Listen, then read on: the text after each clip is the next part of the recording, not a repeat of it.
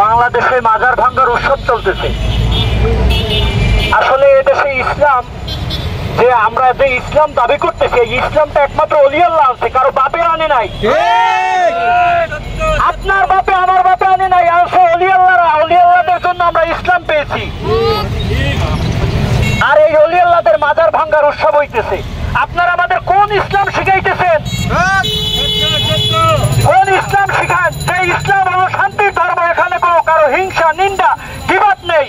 আপনারা আমাদের যে ইসলাম শিখাইতেছেন সেখানে হিংসাত্ব শিখাইতেছেন। মাজার ভাঙ্গা এটা কোনো ভালো কাজ নয়, এটা খারাপ কাজ। আপনি যদি নিজেকে মুসলমান দাবি করেন তাহলে এখনো সময় আছে। যারা যারা এই ধরনের অশ্লীল কাজে জড়িত, সবাই এটা থেকে বেরিয়ে আসুন, সত্য সুপথে আসুন। আপনারা পবিত্র নামাজের ভিতর পড়তেছেন ইহদিনাস সিরাতাল মুস্তাকিম, হে আল্লাহ সত্য সুপথ আমাকে দান করো, কিন্তু এটা কি সত্য সুপথ? না।